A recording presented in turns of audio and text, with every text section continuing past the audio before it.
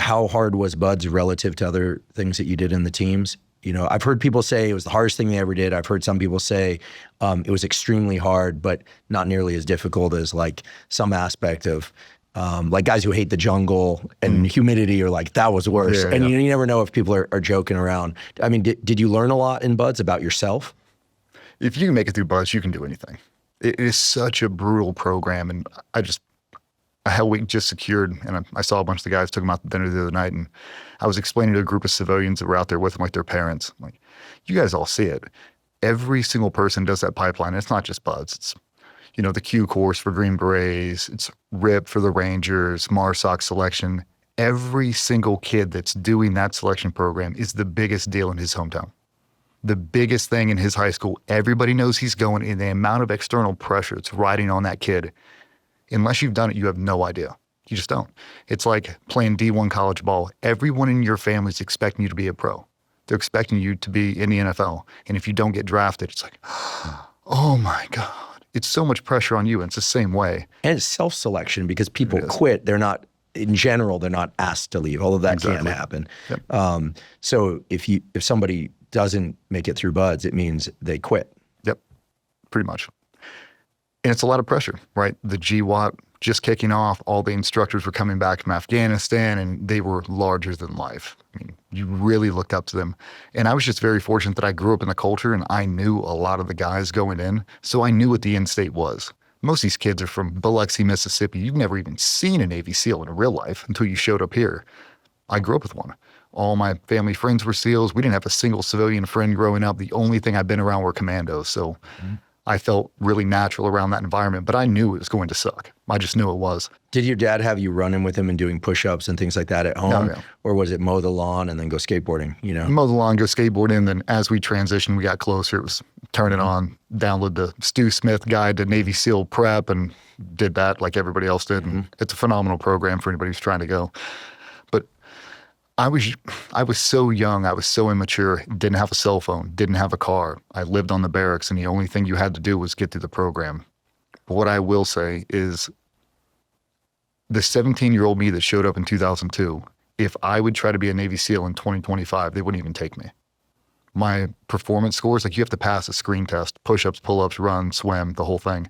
Your scores now have to be so competitive, they wouldn't even take me. Oh, so the standards have changed? The standards are the same, but the people going through the program are so better prepared, they wouldn't even take you. So if you're not 120 push-ups, 120, they don't even look at you.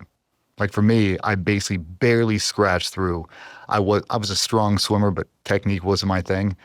And until you take the test, you don't realize how hard it is. And I got through it. I went out to buds and I was successful, but I was by no means a star athlete.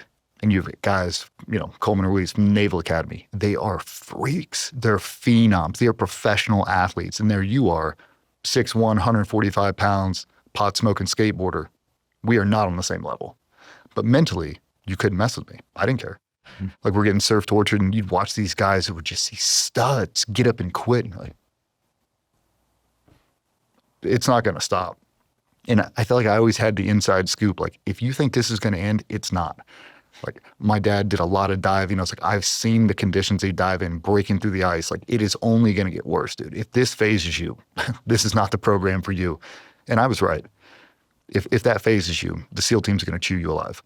So not everybody should make it through that program. I was just fortunate enough that just good enough to get by, and, you know, maturity came later. But buds was definitely not the hardest thing I've ever had to do. At the time it was. And when you get through it and you see all the, I mean, you start with 200 and something people, you graduate less than 20. Those are 200 of the most physically capable people of that year in the United States Navy, and they couldn't make it.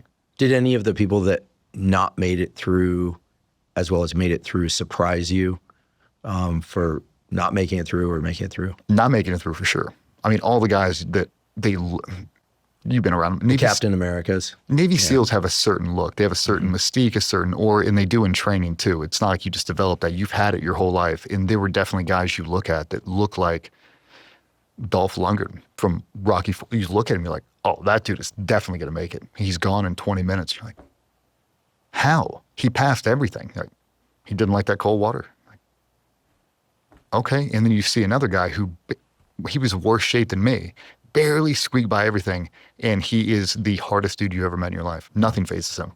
Every run, every swim, just miserable. He doesn't care.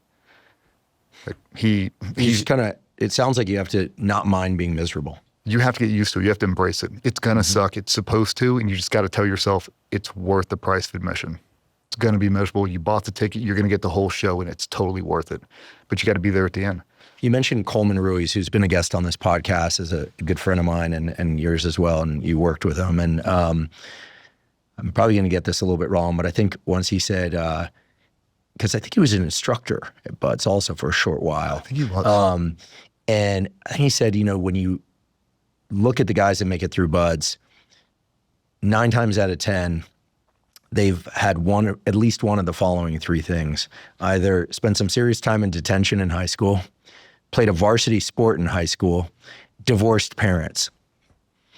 And, you know, that raises a whole bunch of other questions about, you know, friction and kind of, for lack of a better way to put it, like some internal sense of like, F you, I'm going to push through this anyway, or just F you to something. So when you're going, so let's assume that Coleman, having given the fact that he's not a scientist, he was a former operator, so he knows. Do you think that there were moments, or many moments, where it was you against them, like you and your teammates, because you're on boat crew or whatever with your teammates, you're working as a team and learning how to do that. It's not just about you, it's about the group. And it's about you, and it's about the expectation. But how many different bins of motivation do you have to access to get through Buds? Is F you to the instructors or whoever, to the cold water, is that a critical bin? It is and it isn't, because sometimes you get caught up in the moment and you don't even think about it. You just want to finish that evolution. So when you're doing a 4-mile timed run, that was one of the big things. Is you have to do a 4-mile timed run. It's got to be, I think, a 7-minute mile or less. And nowhere in there does it say the condition of the beach matters. So if it's high tide, low tide, you have to run it on the berm and soft sand. The time standard is a time standard.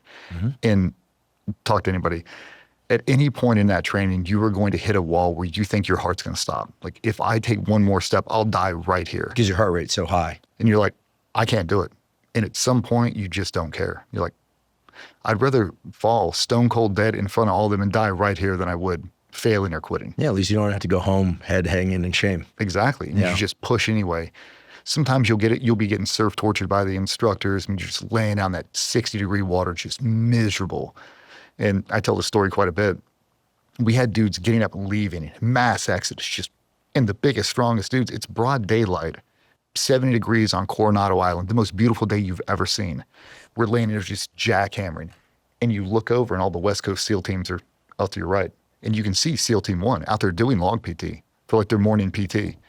And you could look it down to the left and you can see the Hotel Del and this little, what I call a 7-year-old with a big pink flamingo jumping in the water, having the best time of their life. And I'm like, it's all about your perspective. Be a palace or a prison, however you want to see it right now.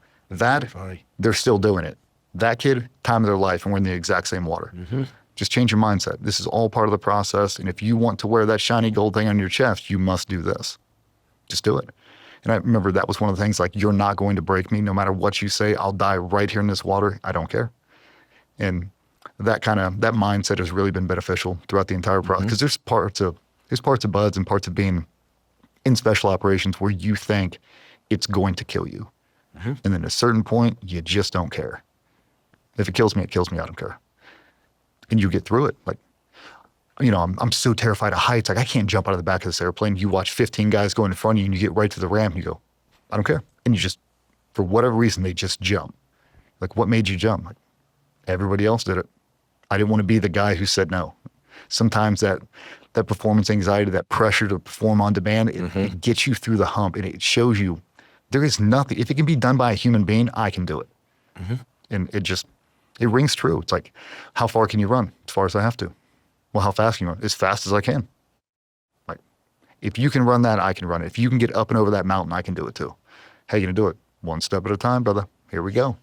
And it makes you so mentally resilient. And I think that's really the defining factor, is you can make them believe in their mind they can get through anything. now collectively as a group, now you stack 25 of those true believers together, you can do anything. And I've seen some dudes do some Herculean feats, and they do it just because they're too afraid to say no. Can you do that? Yep. You sure? If it can be done, I'll do it. I've seen it time and time again. And yeah, I mean, everybody hits those moments in buds where it's just, I cannot believe I'm doing this right now. But it's magic once you get through it.